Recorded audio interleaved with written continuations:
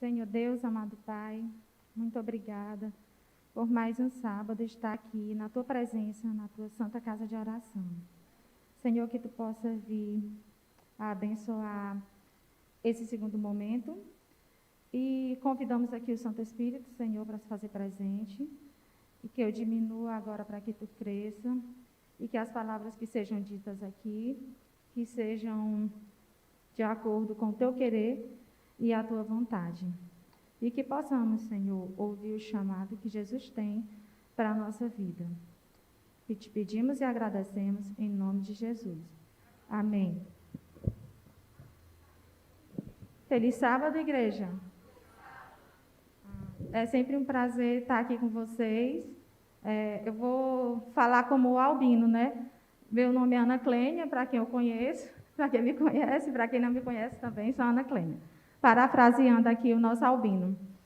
E eu costumo sempre falar, todas as vezes eu tanto falo como demonstro aqui, que eu fico muito nervosa quando eu venho pregar aqui no parque, porque eu tenho um caso de amor assim, com essa igreja, né? É a igreja que eu fui batizada, e sempre que eu estou aqui, eu sinto uma emoçãozinha a mais, é diferente das outras.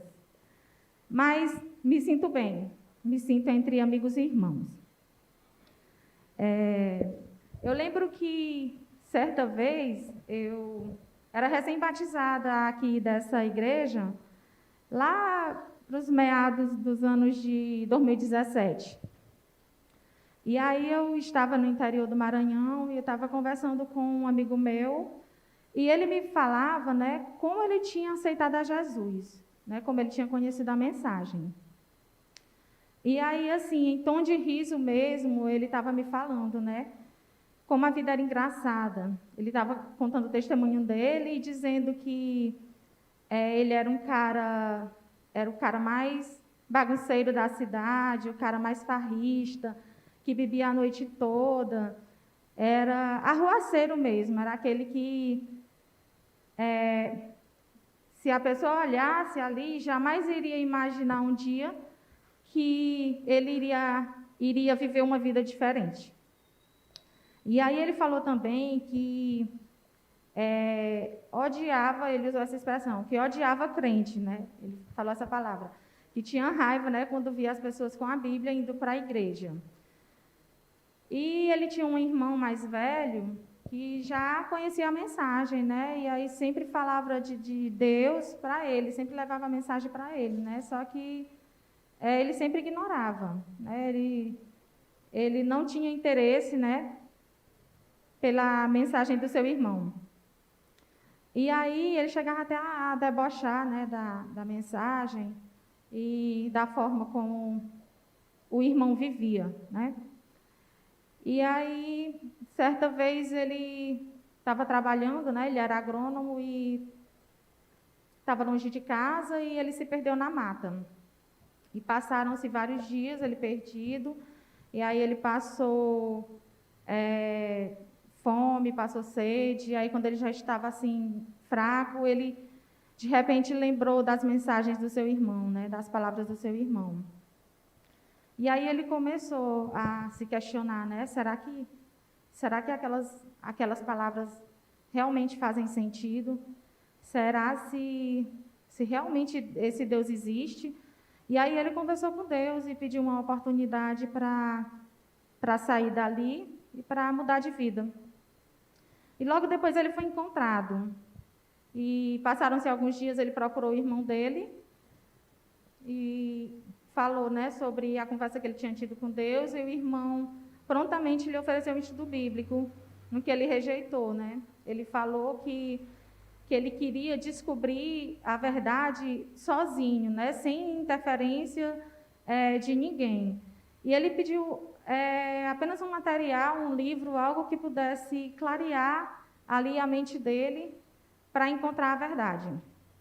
E aí o seu irmão lhe presenteou, melhor dizendo, uma Bíblia e o livro Terceiro Milênio, do Bullion. E aí, resumindo, né, fizeram todo efeito na vida dele, essas leituras. E, para a honra e glória de Deus, hoje ele é ancião da igreja que ele mesmo ajudou a construir na cidade que ele mora. E aí ele continua firme, fazendo a obra juntamente com a sua família. Mas o que eu quero dizer com essa história? Que eu nunca me esqueci de uma frase que ele falou. Ele me disse assim: Ana, de todas as pessoas dessa cidade aqui, eu era a pessoa mais improvável de mudar de vida, de aceitar o Evangelho de Cristo. Mas hoje eu estou aqui cumprindo a vontade de Deus. Então, irmãos, Deus é exatamente nessas pessoas consideradas improváveis que Ele age, né? Deus chama os improváveis, né? E a Bíblia ela está repleta de relatos extraordinários de pessoas simples e comuns, como nós, mas que aceitaram, né, ser usados, ser instrumentos na mão de Deus. E a gente tem vários exemplos disso na própria palavra de Deus, né? O primeiro exemplo é com Abraão, né? Abraão, ele por 2 vezes, ele temeu, né? Ele vacilou na fé. Por 2 vezes ele falou que a sua esposa era sua irmã, para se proteger, com medo, né? E a fraqueza de Abraão ali naquele momento foi o medo, né? Ele mentiu ali para se proteger.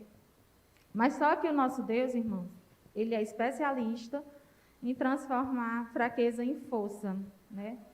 E aquele mesmo homem ali que temeu, aquele mesmo homem ali que por alguns momentos faltou-lhe a fé, ele foi chamado de pai da fé e de amigo de Deus. É uma bênção, né?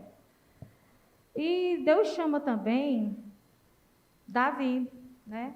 Um jovem de 17 anos, né? Um rapaz franzino, né? Que aos olhos de muitos era o mais improvável, né, de ser escolhido por Deus, já que os seus demais irmãos, né, que eram homens mais fortes fisicamente, experimentados na guerra, né, ele tinha mais características para serem escolhidos aos olhos humanos do que Davi. Mas aí a ótica do nosso Deus, irmãos, ela é diferente da nossa, né? Deus ele não vê com os olhos, né? Ele vê com o coração. É diferente a forma que Deus vê. E Deus age dessa forma, irmãos, porque Ele escolhe de forma proposital os menos prováveis, né? Os menores, aqueles em quem ninguém acredita. Vamos abrir as nossas Bíblias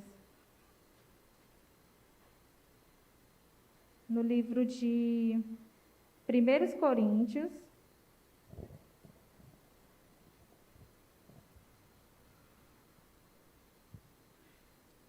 capítulo 1, verso 27.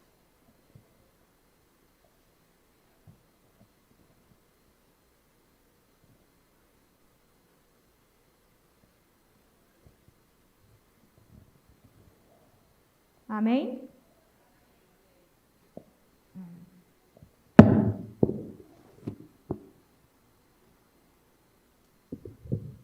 Acabei de esquecer de abrir aqui. 1 Coríntios 1, 27 diz assim: Mas Deus escolheu as coisas loucas deste mundo para confundir as sábias. E Deus escolheu as coisas fracas deste mundo para confundir as fortes. Né? Vocês percebem, né, irmãos, porque que a visão de Deus é diferente, né, da nossa. E o interessante, irmãos, é que todos nós temos fraquezas, né? Mas nós temos a tendência de negar ou até mesmo esconder essas fraquezas. Para quê? Para que a gente possa ser bem aceito na sociedade, muitas vezes até aqui na igreja, né? Só que Deus, como eu falei, né, ele tem uma perspectiva diferente da nossa fraqueza, né? Enquanto a gente imagina que ele quer usar apenas os nossos pontos fortes, né, a gente ignora que ele também quer usar os nossos pontos fracos justamente para a sua honra, né, para a sua glória. E aí, como Paulo diz, né, lá em 2 Coríntios 11:30, ele fala assim: se convém gloriar-me, gloriar-me-ei no que diz respeito à minha fraqueza. Né? E mais na frente ele diz: porque quando sou fraco, então é que sou forte. Né? Então, irmãos, a nossa fraqueza, né, muitas vezes a gente deixa de fazer algo por se sentir fraco, por se sentir menor, por se sentir incapaz. Né? Muitas vezes acontece isso com a gente. Só que a forma como Deus nos vê é totalmente diferente. E assim aconteceu também com Moisés, quando ele foi chamado, né? Senhor, eu não vou, como é que eu vou fazer? Eu sou pesado de língua, eu não vou conseguir, em outras palavras, né? Mas Deus vai lá e sempre, como diz lá em Josué 1:9, né? Ser forte e corajoso, não tema nem te espantes, que eu sou contigo.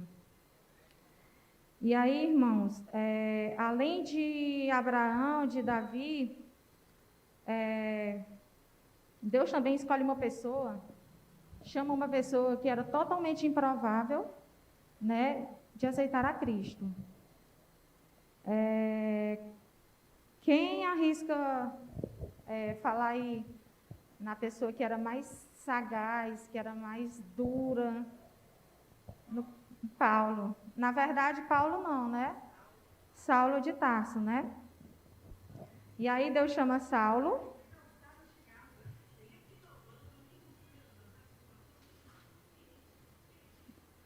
Deus chama Saulo, né? Que nada mais, nada menos do que um homem que tem no currículo o título de matador de cristãos, né? É pesado, né, irmãos? E sobre Saulo, o meu esposo, Charles, ele gosta até de falar assim, que Saulo, ele era um errado sincero, ou um sincero errado, vice-versa, né? Por quê? Porque ele era sincero naquilo que ele acreditava, né? Só que o problema é que aquilo que ele acreditava era completamente errado, só que ele também não sabia. E aí Deus viu, né, o potencial de Saulo, né? Viu a sua ousadia em defender aquilo que ele acreditava, né? Na sua sede de fazer justiça, de fazer o que era correto. E aí o que foi que Deus fez, né? Deus derrubou ele do cavalo, derrubou Saulo, para na verdade levantar Paulo, né? Não mais aquele matador de cristãos, mas o apóstolo dos gentios, né? Aquele que iria pregar o evangelho da graça, né? Aquele que iria receber mais revelações da aliança com Cristo do que qualquer outro dos apóstolos. E aquele que seria o responsável por escrever um terço do Novo Testamento. Vocês viram, irmãos, Deus, ele pega a potencialidade da pessoa, né, e transforma para usar na sua obra. Paulo, ele tinha muito potencial, só que ele fazia as coisas de forma errada, né? Ele andava na contramão, né, das coisas de Cristo. E aí uma coisa é certa, aqui no caso de Paulo, né? Deus usa quem ousa. E a história de Paulo, ela de fato é impressionante porque ela nos mostra o poder de transformação de Deus na nossa vida. E nesse sentido também de mudança, de Deus transformar a fraqueza em força, tem também outro personagem bíblico bastante interessante que a gente pode mencionar aqui. Vamos abrir as nossas Bíblias no livro de Mateus, capítulo 1, do 1 ao 6.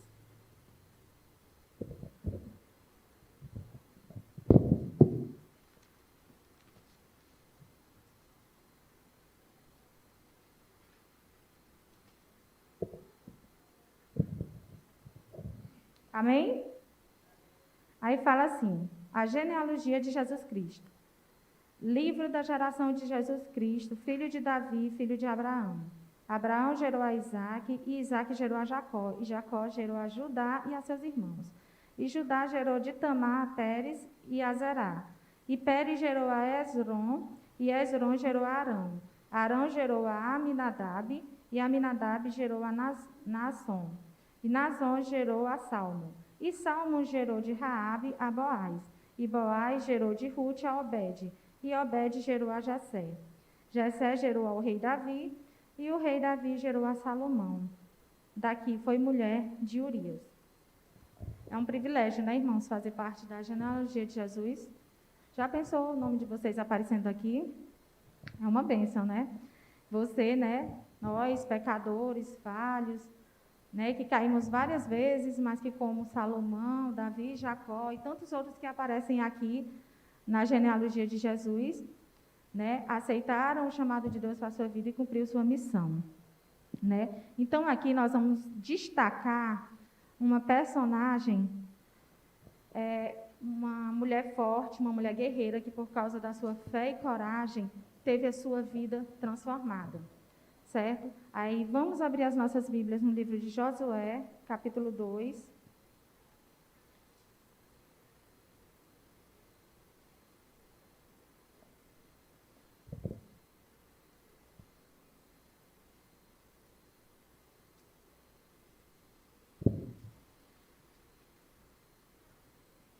Capítulo 2, do 1 ao 13.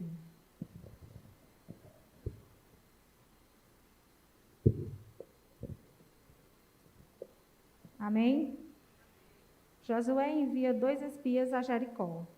E enviou Josué, filho de Num, 2 homens, desde Sitim, a espiar secretamente, dizendo: Andai e observai a terra e a Jericó. Foram, pois, e entraram na casa de uma mulher prostituta, cujo nome era Raabe, e dormiram ali. Então deu-se notícia ao rei de Jericó, dizendo: Eis que esta noite vieram aqui uns homens dos filhos de Israel para espiar a terra. Pelo que enviou o rei de Jericó a Raabe, dizendo: Tira fora os homens que vieram a ti e entraram na tua casa, porque vieram espiar toda a terra. Porém, aquela mulher tomou ambos aqueles homens e os escondeu e disse: É verdade que vieram homens a mim, porém eu não sabia de onde eram. E aconteceu que, havendo-se fechado a porta, sendo já escuro, aqueles homens saíram. Não sei para onde aqueles homens se foram. Ide após eles depressa, porque vós os alcançareis. Porém, ela os tinha feito subir ao telhado e os tinha escondido entre as canas de linho, que puseram em ordem sobre o telhado. E foram-se aqueles homens após os espias, pelo caminho do Jordão, até aos valos. E fechou-se a porta, havendo saído os que iam após eles. E antes que eles dormissem, ela subiu a eles sobre o telhado. Disse aos homens: Bem sei que o Senhor vos deu esta terra, e que o pavor de vós caiu sobre nós, e que todos os moradores da terra estão desmaiados diante de vós. Porque temos ouvido que o Senhor secou as águas do Mar Vermelho diante de vós, quando saíes do Egito. E o que fizestes aos 2 reis dos amorreus, a Seom e a Og, que estavam da além do Jordão, os quais destruístes. Ouvindo isso, desmaiou o nosso coração. E em ninguém mais há ânimo algum, por causa da vossa presença. Porque o Senhor vosso Deus é Deus em cima nos céus e embaixo na terra. Agora, pois, jurai-me, vos peço, pelo Senhor, pois que vos fiz beneficência, que vós também fareis beneficência à casa de meu pai, e dá-me o sinal certo, de que dareis a vida a meu pai, a minha mãe, como também a meus irmãos e às minhas irmãs, com tudo o que tem, e de que livrareis as nossas vidas da morte. Então, irmãos, Raabe era uma prostituta que morava em Jericó, né, que era a primeira cidade a ser conquistada por Josué na luta pela terra prometida. Qual era a fraqueza de Raabe? A fraqueza de Raabe, no caso aqui, era a prostituição. Né? A gente viu que a fraqueza de Abraão era o medo, a insegurança. A fraqueza de Davi, de início, era aparente, que era por conta da sua aparência franzina, que ainda era um menino, que muitos nem acreditavam no seu potencial como rei de Israel. E depois, a fraqueza de Davi foi o adultério e assassinato. Só que ele tinha uma dependência tão grande de Deus que ele passou a ser considerado um homem segundo o coração de Deus. Isso aí fez a diferença na vida dele. Né? Deus transformou a fraqueza dele em força. E a gente viu que a fraqueza de Paulo também foi perseguir os cristãos, né? Perseguir e matar os cristãos. que Deus também transformou maldição em bênção. E no caso aqui, a fraqueza de Raabe é a prostituição. Vamos refletir aqui, irmãos. A Raabe era uma prostituta cananeia, né? Nascida e criada em Jericó, que era uma cidade pagã e idólatra, certo? Lá eles cultuavam Baal. E o culto a Baal era marcado pela crueldade dos sacrifícios humanos. E aí, pelo seu histórico, então, de nascida naquela cidade, idólatra e pagã, Raabe seria o quê? Idólatra, ela era idólatra e uma prostituta.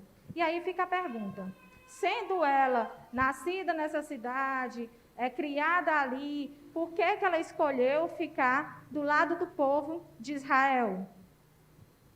É um pouco contraditório, né, na nossa visão humana, certo?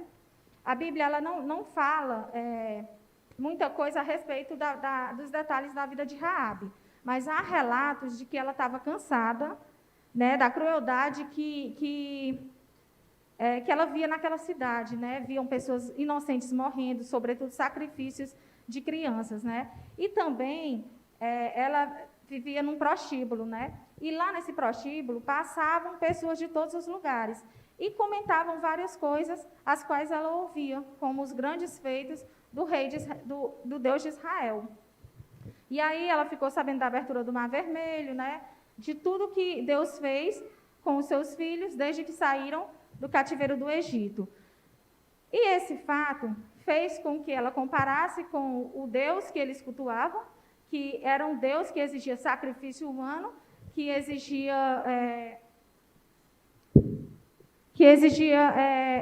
maldade, né? Então ela viu a diferença, como falou aqui em Josué, ela viu que o Deus de Israel era um Deus em cima do céu e embaixo na terra. Ela viu que era um Deus poderoso, um Deus único, um Deus vivo, né? Então ela decidiu ficar do lado do povo de Israel, né? Abandonar a sua cultura idólatra, né?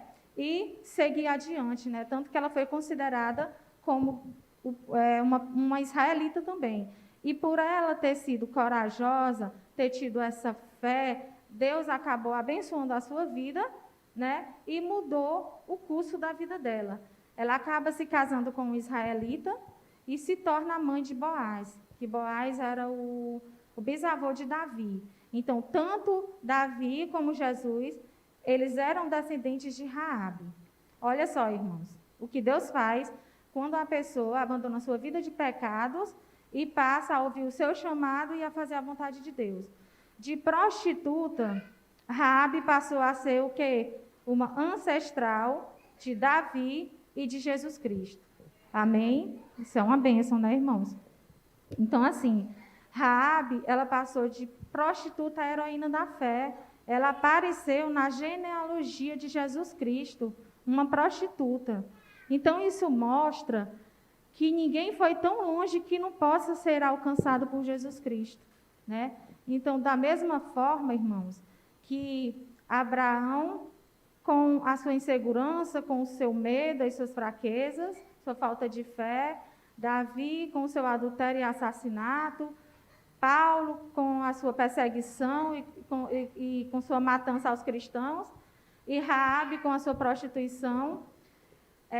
Da mesma forma que eles um dia foram pessoas improváveis de serem alcançadas, de passarem a seguir Jesus Cristo, né? Porque qualquer um pode ser alcançado por Jesus, não importa a situação.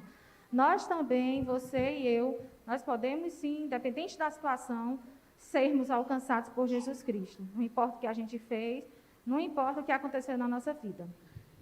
Eu me lembro que uma certa vez uma senhora chegou para mim, algo pessoal que eu vou falar aqui, e dizia assim: Ana, depois de tudo que você aprontou, você hoje é crente? Já sei. Ironizou, né? Então, assim, o que eu falei para ela, eu disse: olha, eu sei que ela não tem conhecimento bíblico, né? Então, a única coisa que eu falei para ela foi assim: não me procura no meu passado, porque lá eu não vou estar. A partir do momento que eu mergulhei nas águas, aquela Ana que você conheceu, ela morreu. A que você fala hoje, ela é outra, completamente diferente. Ela ouviu o chamado de Deus e hoje ela faz a vontade de Deus. Então, irmãos, que nós possamos permitir que Deus transforme as nossas fraquezas em forças e que nós possamos nunca desistir do chamado de Deus para a nossa vida, certo? Então, essa é a minha mensagem, espero que tenha tocado o coração de todos nós aqui. E a Marlete, você vai cantar? E aí, logo após, a gente vai fazer a nossa oração final.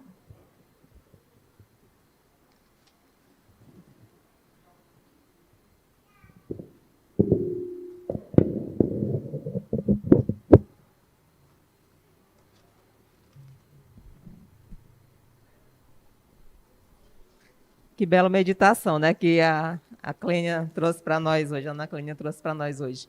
Ainda agora nós ensaiamos, né? Aprendemos, ouvimos, conhecemos para quem não conhecia, o hino Fui Chamado por Jesus, e agora nós vamos cantar de verdade, tá? Os meninos vão colocar agora com a letra e todo mundo pode acompanhar. Então vamos ficar em pé e vamos encerrar cantando esse hino.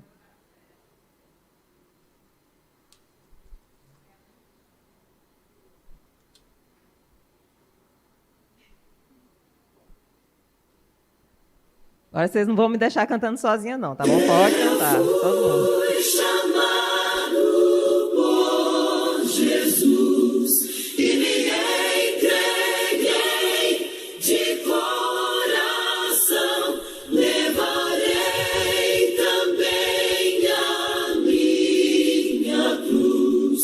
Eu fui chamado por Jesus.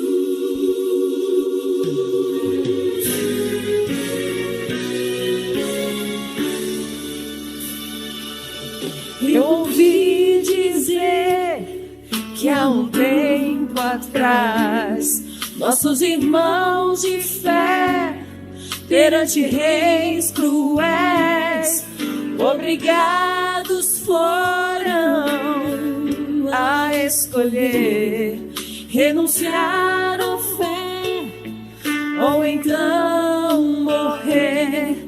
E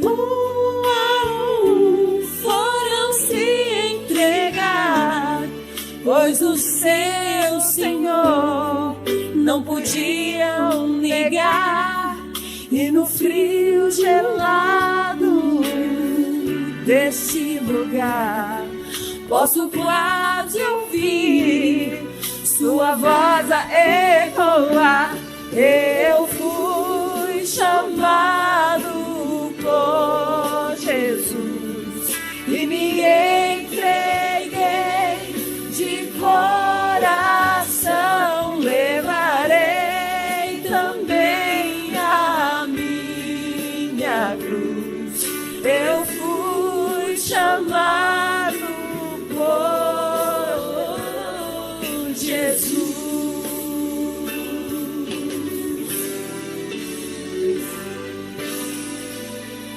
Os anos vêm e vão e o tempo passou, mas a sua causa não morreu. Agora é nossa vez de abraçar a cruz, renunciar ao mundo e seguir Jesus. E a vamos nos entregar toda a nossa vida, depor nesse altar, pois quando o céu se abrir e a trombeta soar, estaremos juntos a exclamar: eu fui chamado por Jesus e me entreguei de coração, levarei também a minha cruz. Eu fui chamado por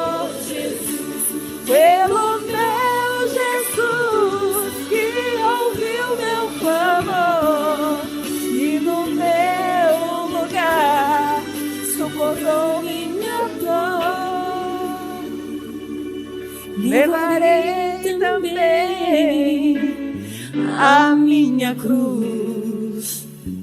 Eu fui chamado por Jesus.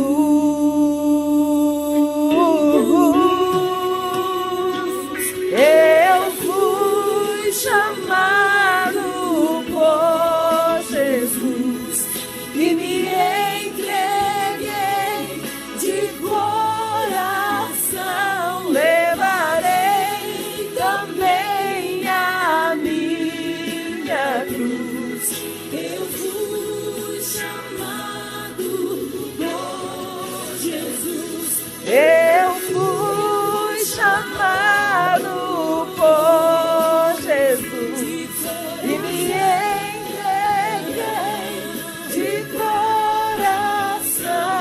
Levarei também a minha cruz. Eu fui chamado por Jesus. Eu fui chamado por Jesus. E o quê?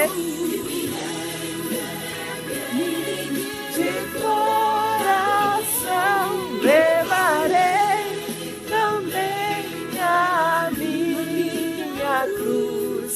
Eu fui chamado por Jesus. Amém.